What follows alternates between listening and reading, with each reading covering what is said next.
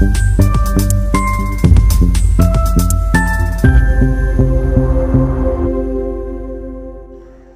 দর্পণ বিনোদন সবার জন্য।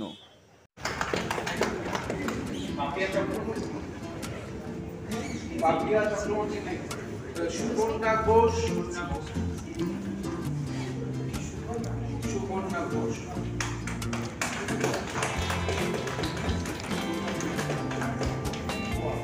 রাখি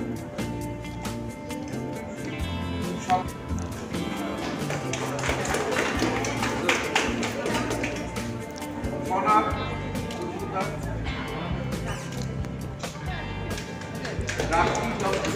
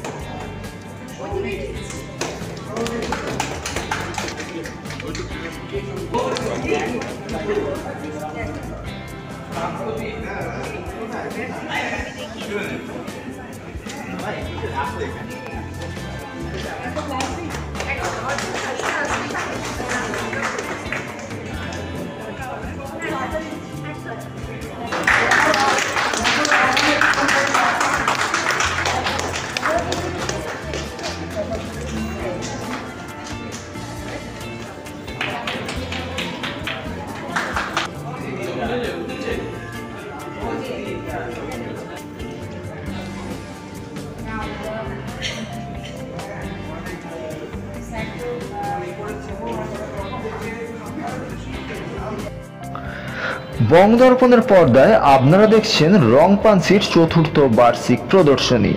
19 নভেম্বর 2024 বিড়লা একাডেমির চতুর্থ তলে উদ্বোধন হলো এই প্রদর্শনীর। এই প্রদর্শনীটি চলবে 24 নভেম্বর 2024 পর্যন্ত, প্রতিদিন দুপুর 3টে থেকে রাত 8টা। প্রদর্শনীটি দেখতে চোখ রাখুন বং দর্পণের পর্দায়। দেখতে থাকুন বং দর্পণ বিনোদন সবার জন্য। রিপোর্ট বং দর্পণ, কলকাতা।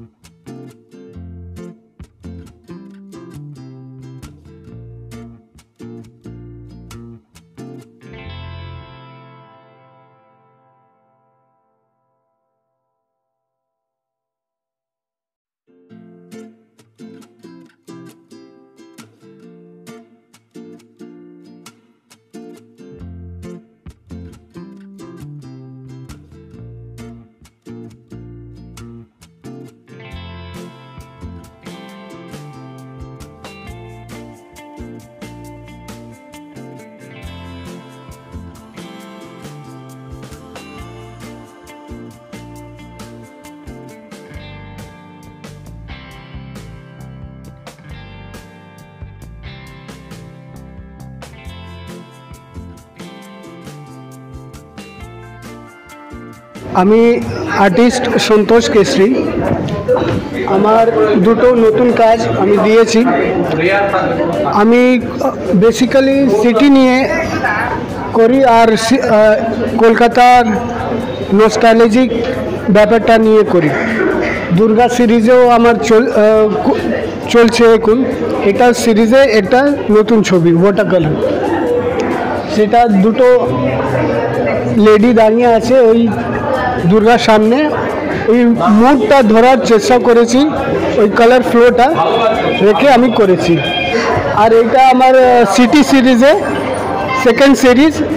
এটা একটা কলকাতার বড়বাজার চিতপুর এরিয়াটা আমি সবসময় ভিজিট করি। ওই এরিয়াটা ক্রস যখনই করি এটা আমাকে ইন্সপায়ার করে। সেই ফ্লোটা আমি ওই ওয়াটার কালারে তুলে ধরেছি। তো এই সিরিজ এখন চলছে আমার। এটা 16 করার ফিচারে আমি মে মাসে একাডেমিতে আছে, সেটা আমি করব। আপনারা আসবেন। ধন্যবাদ।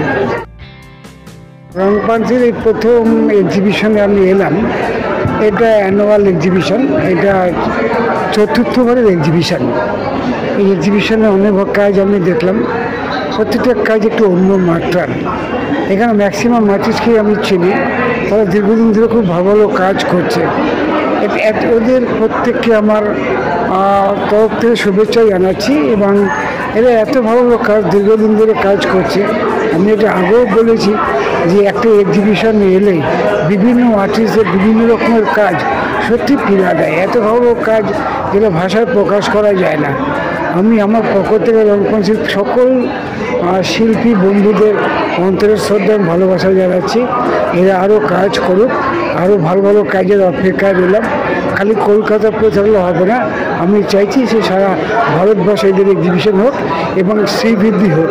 এই বলে প্রত্যেককে অন্তরের শ্রদ্ধা ভালোবাসা জানিয়ে আমি আমার বক্তব্য শেষ করছি। Thank you. আজকে বিড়লা একাডেমিতে রংপাঞ্চির অ্যানুয়াল শো দেখতে এসে খুব ভালো লাগলো।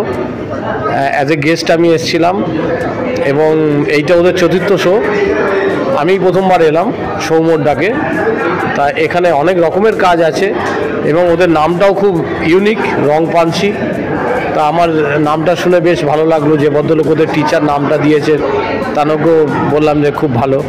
আর সবথেকে বড় কথা যে এখানে বিভিন্ন ধরনের কাজ আছে, সবাই খুব সিরিয়াসলি কাজ করেছে।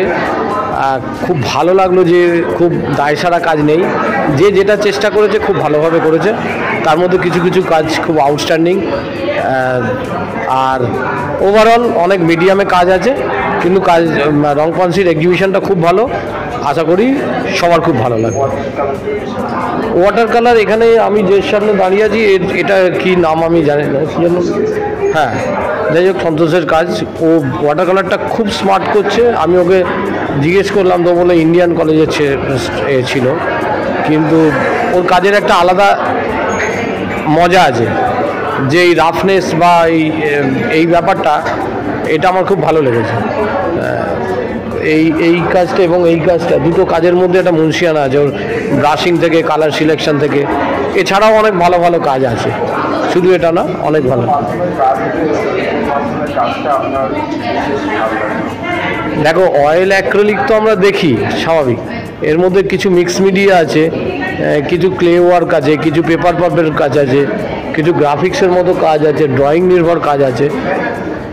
তা সব কিছুই বললাম না যে প্রথমেই, যে প্রত্যেকে যে যার মিডিয়ামটা নিয়ে খুব ভেবেছে এবং মন প্রাণ দিয়ে কাজ করেছে, এটা আমরা পাই। হ্যাঁ, ওটা না বললেই নয়।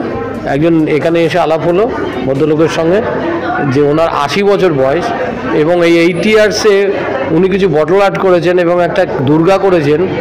আমার দেখে আমি অভিভূত, মানে এই বয়সে এত এনার্জি নিয়ে যে কাজ করা যায়, সেটা জানি না আমি নিজে পারবো কিনা 80 বছর বয়সে কি, কিন্তু হ্যাটস অফ টু ইউ।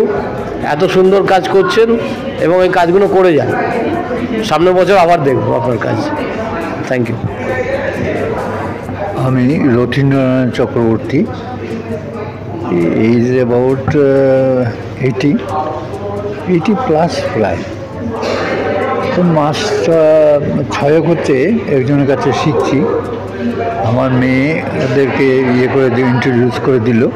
আমার টিচারও অল্প বয়সে আমার মেয়ের মতোই, মিতা সামথিং। আর মেয়ের ইন্সপিরেশনেই আমার এই কাজগুলি করা। তো এইগুলি বিভিন্ন রকমের দেখে ক্লে দিয়ে, তারপরে বোতলের উপরে বিভিন্ন রকমের পাটের দিয়ে এগুলি করা, মোটামুটি আনন্দ পাচ্ছি। নমস্কার, আমি স্মৃতি সাঁতরা। আমি এখানে এই শাড়ির ওপর ফেব্রিকের ওয়ার্কগুলো দেখাতে চেয়েছি। তো আমি এই গ্রুপের সঙ্গে 4 বছর ধরেই আছি, ঠিক আছে। তো আমার এটা প্রথম শাড়িটা যামিনী রায়ের আর্টওয়ার্কে আছে। এটা রাবণের লঙ্কা যখন সীতা যখন আটকে ছিলেন, তো তখন রাম যখন তার সেনাবাহিনী নিয়ে ফেরত আসছিলেন, সেই টাইমের যুদ্ধটা দেখানো হয়েছে এতে। আচ্ছা, তারপরটা হচ্ছে আমাদের কলকাতার যে মেন জিনিস, আমরা কলকাতার হাওড়া ব্রিজের, তারপর হচ্ছে আমাদের কলকাতার স্পেশাল হচ্ছে দক্ষিণেশ্বর মন্দির, তারপর হচ্ছে আমাদের কলকাতার হচ্ছে বইমেলা, কলেজ স্ট্রিট, কফি হাউস, নন্দন, রবীন্দ্রসঙ্গীত ইত্যাদি। আর এছাড়াও আমাদের বাঙালিদের যে স্পেশাল, আমরা যে মাছ খেতে পছন্দ করি, মাছের নানা রকম আইটেম, এই জিনিসগুলো সব দেখানো যায়। তারপর কলকাতার স্পেশাল হচ্ছে রসগোল্লা, তারপর হচ্ছে কলকাতার টানা রিক্সা ইত্যাদি সব রকম নিয়ে এই সাইডটা করা হয়েছে। দ্বিতীয় সাইডটা 3 নম্বর হচ্ছে একটা বাটারফ্লাই ফরেস্ট দেখানো হয়েছে, যেখানে বাটারফ্লাইগুলো হচ্ছে ফলিয়েজের উপর কাজ আছে। বাটারফ্লাইগুলো আপনার আলাদা করে কাপড়ে করে কেটে তার উপর স্টিচ করে লাগানো আছে। আর ফোর্থ হচ্ছে একটি ট্রাইবেল আছে। ট্রাইবেলটা হচ্ছে মুম্বাইয়ের অ্যাকচুয়ালি এক ধরনের আর্ট ওয়ার্ক, তো এটাকে আমি একটা খাদির শাড়ির ওপর দেখানোর চেষ্টা করেছি। নমস্কার। আমার নাম সায়ক চক্রবর্তী। এটা হলো আমার ছবি, অয়েল অন ক্যানভাসে করা, মিক্সড মিডিয়াতে। ছবিটার নাম হলো দাস্তাক অ্যাট ডিস্ট্রাকশন। সাইজ হলো 3 ফিট ইন্টু 2 ফিট। সো এই ছবিটা হলো রাবণের যে প্রথম মাথা, রাবণের 10 মাথার প্রথম মাথা নিয়ে আমার এই ছবি। এই ছবিটা হলো রাবণের প্রথম মাথা বোঝাচ্ছে, যেটার মানে হলো লাস্ট বা কামা। ঠিক আছে? সো প্রথমে যে এই ওপরটা দেখতে পাচ্ছেন সেটা হলো রাবণকে বোঝাচ্ছে, রাবণের যে জার্নি, রাবণ কীরকম সেটা হলো আমার প্রথমের এই ক্রাউন যেটা, সেটা বোঝাচ্ছে। ক্রাউনটা তৈরি করা হলো পেরেক দিয়ে। এই যে প্রথম যে কালার টোনটা দেখছেন গ্রিন, এই যে গ্রিন টোনটা can be related to demon. আপনারা যদি অসুরের রং দেখেন সেটা গ্রিন হয়। সো সেই ডিমনের পার্টটাকে এই গ্রিন কালারটা ধরে রেখেছেন। এই যে পেরেকের পার্টটা দেখতে পাচ্ছেন, পেরেকটা বোঝাচ্ছে হলো রাবণের সেই ক্রুয়েলটি, সেই হার্শ জার্নি, সেই যে স্বৈরাচারিতা, সেই পার্টটা হলো আমার এই পেরেক দেওয়া ক্রাউনটার পোর্শন। এই পুরো এই রাবণের আন্ডারে সে যখন শক্তি অর্জন করলো বা পাওয়ারে এলো, পুরো সোসাইটিটা যেন অন্ধকারে ঢেকে গেল। এবার যখন আমি মাঝখানে আসছি, আমি দেখতে পাচ্ছি হলো রাবণের সেই লাস্ট বা কামাটা। ঠিক আছে? এটা হলো রাবণের জীব, সেই লালসা বা লাস্ট ভরা সেই জীবটা। মাঝখানে যেই কানটা আপনারা দেখতে পাচ্ছেন সেটা হলো মা সীতা। সো রাবণের সেই যেই লাস্ট, সেটা কি করছে, সেটা সীতাকে যেন ছুতে চাইছে, সীতাকে গিয়ে ক্যাপচার করে রাখতে চাইছে, তার লাস্টটা ক্যাপচার করে রাখতে চাইছে। কিন্তু আপনারা যদি আরও ক্লোজ করে দেখেন, সেই লাস্টটা কিন্তু সীতাকে টাচ করতে পারেনি। কারণ এরকম বলা আছে রামায়ণে যে রাবণ যদি সীতাকে টাচ করে ফেলে তাহলে সে ভস্ম হয়ে যাবে। ঠিক আছে? আর এই যে সীতা, কান খুব ডেলিকেট হয়, যেরকম আমাদের মা সীতা ছিল ডেলিকেট। সে কার আন্ডারে আছে, কার ক্যাপচারে আছে? রাবণের ক্যাপচারে আছে। আরও যদি সো এই পুরো পার্টটা রাবণের লাশটাকে দেখাচ্ছে, কিন্তু সেই লাশটা মা সীতাকে কোনোদিনই ছুঁতে পারছে না। আরও যদি ছবিটা একটু ডিটেলে দেখেন, এই যে মা সীতার যে পোর্শনটা, সেই পোর্শনটায় দেখতে পাবেন একটা অন্ধকারে মিলিয়ে যাওয়া একটা লালের পোর্শন আছে। এই পোর্শনটা হলো মা সীতার মনটাকে বোঝাচ্ছে, মনটা কতটা ভেঙে গেছে রাবণের আন্ডারের থেকে, সে তার কাছের মানুষের কাছে যেতে পারছে না, সে কতটা ভেঙে আছে ভেতর থেকে। লাল জায়গাটা এই পোর্শনটাকেই বোঝাচ্ছে। সো এই হলো আমার ছবি, রাবণের লাস্ট নিয়ে, প্রথম মাথা লাস্ট। তো এই যে ছবিটা আপনারা দেখছেন, এই ছবিটার নাম হলো 3 of Thy। 3 of Thy মানে 3 of yours, দাই মানে হলো yours। ঠিক আছে? সো এই ছবিটার ইন্সপিরেশন হলো আমার সিগমন্ড ফ্রয়েডের সাইকো অ্যানালিসিস। সো ছবিটা যদি আপনারা দেখেন, সো এখানে 3খানা লেয়ারে ছবিটা দেখানো হয়েছে। ঠিক আছে? অ্যাকচুয়ালি এই ছবিটা একটা মানুষের ব্রেনের 3খানা লেয়ারকে বোঝাচ্ছে, সাবকনশাস, কনসাইন্স আর হলো কনশাস। এই যে এই গ্লাসের মতো যে ফিগারটা দেখতে পাচ্ছেন, এটা হলো আমার মাথা, যেটা এখন কি হয়েছে, ট্রান্সপারেন্ট হয়ে গেছে। আমার মাথা যখন ট্রান্সপারেন্ট হয়ে গেছে, আমি যেন আমার মাথার ভেতরের 3খানা লেয়ারকে ডিসকভার করতে পারছি। সেই 3খানা লেয়ার হলো সাবকনশাস, কনসাইন্স আর কনশাস। ঠিক আছে, আমার পুরো ছবিটায় 3 এর সিগনিফিকেন্স আছে। প্রথমে দেখুন প্রথম মাথা, যেটা প্রথম মাথায় দেখুন চোখ নেই, নাক নেই, শুধু ঠোঁট আছে। তারপরের যে মাথাটায় সেটা দেখুন চোখ নেই, শুধু নাক আর ঠোঁট আছে। তারপরেরটায় চোখ আছে, যেটা দুটো কাঁচের টুকরো দিয়ে দেখানো হয়েছে, আলো, চোখ মানে আলো, নাক আছে, ঠোঁট আছে, ফুললি ডেভেলপ নাক আছে। সো আমরা যখন একটা চিন্তা স্টার্ট করি, সেই চিন্তাটা আসে হলো আমাদের স্বপ্নে, সেটা হলো আমাদের সাবকনশাস মাইন্ড।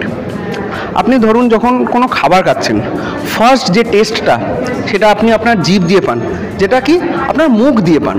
ঠিক আছে, সো সেই মুখ দেখানো হচ্ছে, কিন্তু সেই টেস্টটাকে পরিপূর্ণ করতে গেলে, সেই টেস্টটা নিয়ে ভাবতে গেলে আপনাকে আপনার নাকটাও থাকতে হবে, স্মেল থাকতে হবে। সো এই যে ছবির নাক, আর আমি যদি সেই খাবারটাকে ফুল রিলিশ করতে চাই, ভালো করে খেতে চাই, আমার কি দরকার, চোখ দরকার, সেই খাবারটাকে দেখে খেতে হবে। সো ফার্স্ট মাথা হলো সাবকনশাস, তারপর একটা চিন্তা এলো আমার মাথায়, সেটা হলো সাবকনশাস, সেটাকে নিয়ে আমি ঘুম থেকে উঠে ভাবছি, সেটা হলো কনসাইন্স। তারপর একটা হলো কনশাস, যেটা আমি কাজটা করছি রিয়েল লাইফে। ঠিক আছে, তো এই যে অ্যারোটা দেখছেন, অ্যারোটা হলো আমার কাজের প্রসিডিংসটা বোঝাচ্ছে। প্রসিডিংসটা বুঝিয়ে লাস্টে কি হচ্ছে, আমি আমার এমে পৌঁছচ্ছি। এম কি, আমি যদি একটা ছবি আঁকি, ছবির লাস্ট মোটোটা কি, একটা ফ্রেম। সো এই যে অ্যারোর এন্ডটা, সেটা যদি দেখেন, সেটা আমার ফ্রেমকে টাচ করছে। সো এটা হলো মিডল পোর্শনটা, এটা হলো আমার মাথা, সেটা বোঝাচ্ছে। মাধ্যম হিসাবে ইউজ করা হয়েছে অয়েল অন ক্যানভাস করা হয়েছে, 3D লাইনার ইউজ করা হয়েছে, আর কি ইউজ করা হয়েছে, পেপার ম্যাশ ইউজ করা হয়েছে, আর কিছুটা মোল্ডেড ক্লে ইউজ করা হয়েছে। আরেকটা যদি আমার ছবির সিগনিফিকেন্সে দেখেন, সেটা হলো আমি ছবিটাকে ছবির মতো রাখতে চাই, আসল তুলে ধরতে চাই না। সো আপনারা যদি ডিটেলে দেখেন, মুখগুলো কিন্তু আমার হ্যান্ড প্রেসের দাগটা আছে, সেটা কিন্তু ছবিটাকে বোঝানোর জন্য। এটা কিন্তু আমি কোনো হাইপার রিয়ালিজমকে তুলে ধরছি না, এটা হলো একটা ছবি, যে আমি কাজটা করেছি, সেই কাজের ছাপটা এই প্রত্যেকটা মুখে পাবেন। ঠিক আছে, সো এটা হলো আমার একটা ছবির সিগনিফিকেন্ট। প্লাস আরও দুটো সিগনিফিকেন্ট যেইটা আমি ইউজ করেছি, সেটা হলো কাঁচ আর তামার তার। ঠিক আছে, তামার তার ইউজ করা আছে আর কাঁচ ইউজ করা আছে। এইগুলো ইউজ করেই আমার মোটামুটি ছবিটা কমপ্লিট করেছি। হ্যাঁ বলুন। এই দুটোতে দুটো কাজ দেওয়া আছে চোখে, হ্যাঁ, কিন্তু বাকিগুলো নেই। বাকিগুলো আমি কি বললাম, চোখ এখনো তৈরি হয়নি, এখানে তৈরি হয়নি, চোখ এখনো তৈরি হয়নি। তাহলে এখানটা কাজ, এখানটায় হলো আপনি ধরুন চোখ বন্ধ করে খাচ্ছেন, আপনি স্মেল পাবেন, টেস্ট পাবেন, কিন্তু দেখতে পাচ্ছেন না, ফুল রিলিশ কি করতে পারবেন সেই খাবারটা নিয়ে। এখানে কাঁচ দুটো সিগনিফিকেন্ট হলো আমার চোখ তৈরি হয়েছে, চোখের মধ্যে আলো ঢুকছে, ওই খাবারটাকে আমি দেখতে পাচ্ছি, ফুল রিলিশ করতে পারছি, তাই জন্য কাঁচ। এটা হলো কনসিয়াসলি আমি একটা কাজ করছি। ঠিক, থ্যাংক ইউ। এই ছবিটার নাম হলো তাণ্ডব। সো তাণ্ডব মানে আমরা জানি শিবের নাচ তাণ্ডব। সো সেটা ধ্বংস, সেটা কি করে, ধ্বংস করে। সো ধ্বংস থেকে সৃষ্টি হয়, সেটাই তুলে ধরা হয়েছে আমার এই ছবিতে, ধ্বংস থেকে সৃষ্টি। এই ছবিটা অ্যাকচুয়ালি একটা ইনফাইনাইট লুপে আছে, ভালো করে যদি দেখেন মেন হাইলাইট করা হয়েছে এই 3টে মাথা, কিন্তু ছোট করে আমি রেখেছি নিচের একটা মাথা, যেটা বেসটা। অ্যাকচুয়ালি তার মানে কি আছে, পুরো জিনিসটা একটা ইনফাইনাইট লুপে আছে। ভালো করে যদি দেখি, আমি একটা ভাবনা শুরু করছি। সো ভাবনা যখন শুরু করে যখন আরও প্রসিড করছি, আমি আস্তে আস্তে ধ্বংস হবার পথে যাচ্ছি। ঠিক আছে, আপনি ছোটবেলা থেকে বড় হন কেন, ধ্বংস হওয়ার জন্যই। ঠিক আছে, বড় হন কেন? ধ্বংস হওয়ার জন্যই। আপনাকে এক জায়গায় গিয়ে যেন ধ্বংস হতে হবেই। সো এটাই একটা মানুষ, সে এক ভাবতে ভাবতে ভাবতে ভাবতে ভাবতে ভাবতে সে একটা জায়গায় স্যাচুরেটেড হয়ে গেল, সে ধ্বংস হয়ে গেল। কিন্তু তার ভাবনাটা কোনোদিন ধ্বংস হয় না। ভাবনাটা কি হয়? ভাবনাটা ক্যারি ফরওয়ার্ড হয় আরেকটা মানুষের মধ্যে। সেও সেই ভাবনা নিয়ে আরও ভাবা স্টার্ট করে, সে আরও ধ্বংস হতে শুরু করে। এরকমভাবে লাস্ট একজন মানুষের কাছে গিয়ে সেই ভাবনাটা পৌঁছয়। সেই মানুষটা কি করে? সেই ভাবনাটাকে কংক্রিট জোরে, ঠিক আছে, সে পুরোপুরি যখন ধ্বংস হয়ে গেছে, সে কি করলো? ভাবনাটাকে জুড়লো, কংক্রিট করলো। সো সেই ভাবনা যেটা জুড়ে তৈরি হয়েছে সেটা হলো এই বাল্ব। এটা হলো সেই ভাবনা। ওপর থেকে, নিচ থেকে যদি ওপরে যেতে দেখেন, অনেক কাঁচের টুকরো আছে। এই কাঁচের টুকরোগুলো যেন মিলে তৈরি হয়েছে এই কংক্রিট ভাবনাটা। তাদের মধ্যে যে ভাবনাগুলো ছিল সেটা গিয়ে কংক্রিট হয়েছে। এবার যখন ভাবনাটা সোসাইটিতে এলো, সেটা যেন সোসাইটিটাকে আলোকিত করে দিল। পুরো ডার্কনেস ছিল, সেই ভাবনাটা যখন আস্তে আস্তে এলো, গ্রো করলো, সেটা সোসাইটিটাকে কি করলো? আলোকিত করলো। এইটা হলো মিডল পোর্শনটা। আর যদি সাইডে দেখেন সেকেন্ডারি ফিচার্সগুলো, সেটা হলো আরও ভাবনা, আরও যেন কত ইমপারফেক্ট ভাবনা, যেটা সোসাইটির অন্ধকারে এখনও মিশে আছে, এখনও ডিসকভার করা বাকি আছে। ইমপারফেক্ট কেন বললাম? আমি তো এই তারগুলোকে সোজা সোজা বসাতে পারতাম, কিন্তু তারগুলো সোজা নেই। তার মানে কি? এটা ইমপারফেক্ট। এখনও সেটাকে পারফেক্ট করার জন্য অনেক ভাবনা ভাবতে হবে, আরও অনেক ধ্বংস বাকি আছে। ধ্বংস হলেই সৃষ্টি হবে। এই ছবিটার মানে এটাই। আমি প্রিয়াঙ্কি সিনহা, আমি কলকাতাতে থাকি। আমি হাউস ওয়াইফ, কিন্তু আমি আর্টটা আমার শখ। আমি এই দুটো কাজ করেছি। এটা ব্ল্যাক পেপারের উপরে হোয়াইট কালারের পেন দিয়ে করা সম্পূর্ণ, আর এটা একটা কেপ পেন্টিং, যে গুহা চিত্র হয় সেটা তুলে ধরার চেষ্টা করেছি। এটা ক্যানভাস পেপারের উপরে করা, পোস্টার কালার দিয়ে করা। চিন্তাভাবনা বলতে আমি এই ধরনের আঁকাগুলো খুব পছন্দ করি করতে। নিজে নিজে সবসময় চেষ্টা করি বিভিন্ন রকমের ডিজাইন বার করার। সেই ডিজাইনগুলো দিয়ে এটাকে সম্পূর্ণ তৈরি করার চেষ্টা করেছি। আর এটাও তাই, এটাও বিভিন্ন রকমের আঁকার সঙ্গে যুক্ত। তার সঙ্গে এটা মন থেকে বিভিন্ন রকমভাবে চেষ্টা করেছি যে একটু অন্যরকম হবে সব কিছুর থেকে, সেই রকম দিয়ে আমি চেষ্টা করেছি। নমস্কার, আমি রাখি দত্ত। আমার এই আঁকাগুলো আছে, হ্যাঁ, এটা পেপার বেশি ক্লে দিয়ে, মোল্ডেড ক্লে দিয়ে করা। এটাও সেই রকমভাবেই করা আছে, তার সাথে রেজিন আর্ট করা আছে। আর এটা হচ্ছে পুরো অ্যাক্রিলিক কালারের উপরে একটা মিরর দিয়ে করা আছে। নমস্কার, রংপাঞ্চির 4th অ্যানুয়াল এক্সিবিশন। এটা আমার ঠিক প্রস্তুতি ছিল না। আমার নাম কনাদ মজুমদার। আর আমি যেরকম যে কন্টেম্পোরারি কাজগুলো করি সেটা ঠিক অতটা প্রস্তুতি ছিল না, তবুও চেষ্টা করেছি। আমার 3টে কাজ, এইটা আর এইটা। যদিও এটা আগে এক্সিবিট করা হয়েছিল, তবু রংপাঞ্চিতে হয়নি। তো এটা হচ্ছে আপনার ছবিটার নাম হচ্ছে হোলি কিস। এটা একটা আপনার সাবজেক্ট ওয়াইজ নেওয়া, কিন্তু এটাকে অ্যাসেম্বল করা হয়েছে আর কি, সেই মতো করে। এটা পুট্টি আর্ট। আর আমার ঠিক পেছনের দিকে যেটা দেখছেন সেটা হচ্ছে স্টোন ডাস্টের কাজ করছে এখন আমি, কন্টেম্পোরারি স্টোন ডাস্টের কাজ। এটা আপনার ফ্রেমিং একটু বেশি বড় করে ছবি করার কথা ছিল, তো বড় ফ্রেমিং করা হয়েছে, নেচার অফ বিউটি। আর এই দিকে দেখছেন, এটা আমার একদম খুব প্রিয় সাবজেক্টের উপর করা, সেটা হচ্ছে কনজুগেশন আর কি। কনজুগেশন করতে গিয়ে এটার ছবিটার নাম হচ্ছে আপনার গ্র্যান্টেড ফর এভার। এটা ভালডোরার একটা এথিক থেকে নেওয়া আর কি, একটা গল্প থেকে নেওয়া, মানে সত্যিকারের গল্প আর কি, সেখান থেকে নেওয়া ছবিটা সেই হিসেবে করা আছে। আপনারা দেখুন, এবং আদার্স আরও সব যা আছে সমস্ত ছবি দেখুন। খুবই উচ্চমানের প্রদর্শনী, আপনারা এসে দেখুন, মানে আনন্দ পাবেন। আমি অরুন্ধতী সেনগুপ্ত। আমি বাই প্রফেশন একজন টিচার, আর ফটোগ্রাফি করাটা মূলত আমার প্যাশন।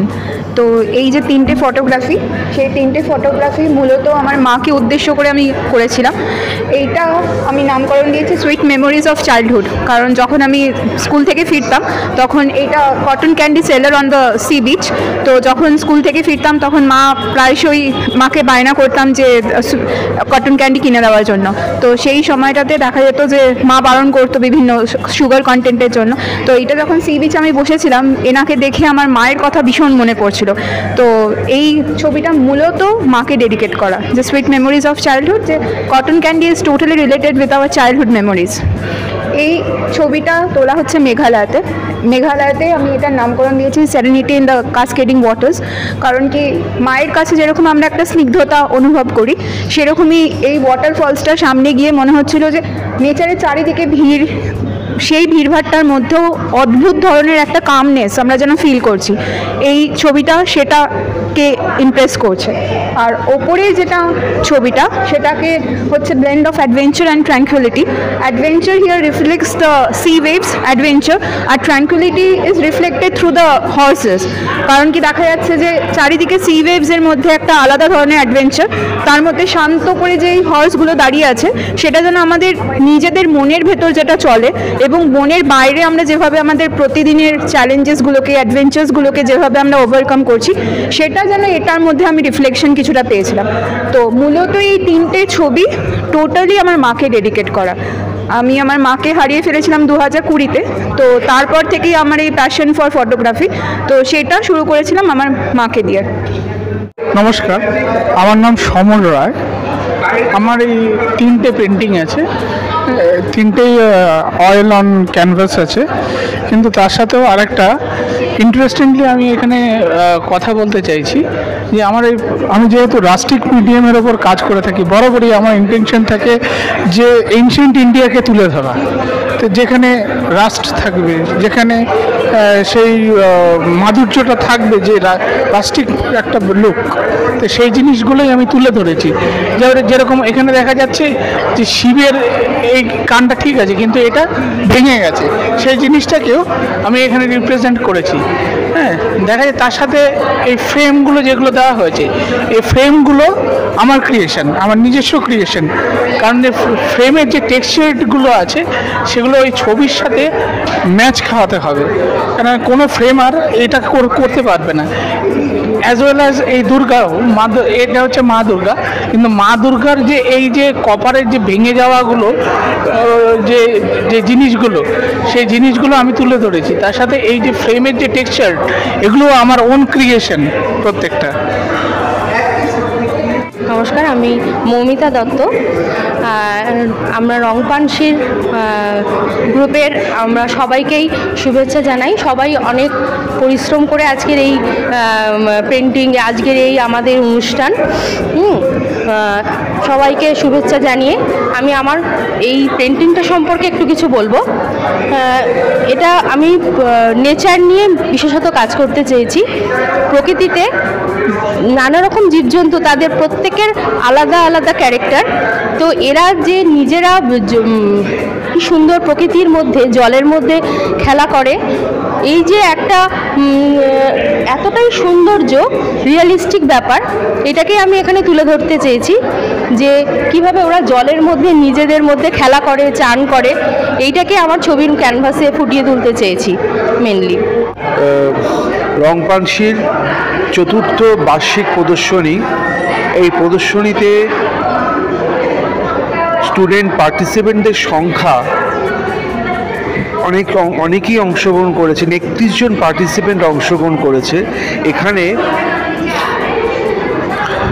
এইখানে প্রথাগত অপ্রথাগত শিল্পীদের নিয়ে যে প্ল্যাটফর্ম তৈরি করা হয়েছে, তার মধ্যে অনেক ধারার শিল্পীরা এসেছে।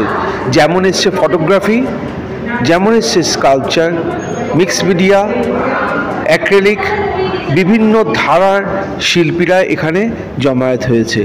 এবং এই ধারার শিল্পীরা জমায়েত হওয়ার কারণে প্রদর্শনী আরও রঙিন হয়ে উঠেছে। এখানে যেমন ছাপাই ছবি, যাকে বলে গ্রাফিক্সেরও জায়গা রয়েছে, স্কাল্পচার তো রয়েইছে।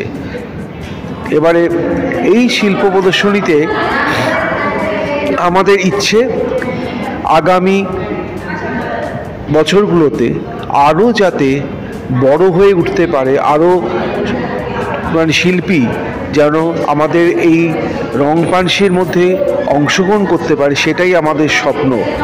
এই স্বপ্নের জন্যই আমরা প্রতি বছর আশা করে থাকি। যখন আজ থেকে 3 বছর 4 বছর আগে যখন শুরু হয়েছিল, তখন কিন্তু এত সংখ্যক শিল্পীরা এখানে অংশগ্রহণ করতে পারেনি।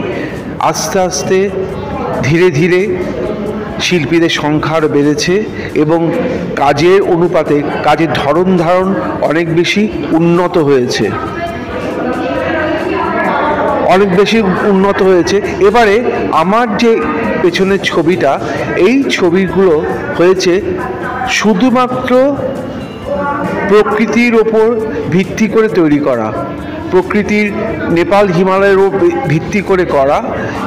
তার জন্য যথাসম্ভব চেষ্টা করা নেপালি আবহাওয়া, নেপালি কালচার এই ছবির মধ্যে ফুটে উঠলে আমার সৃষ্টি সার্থক হবে।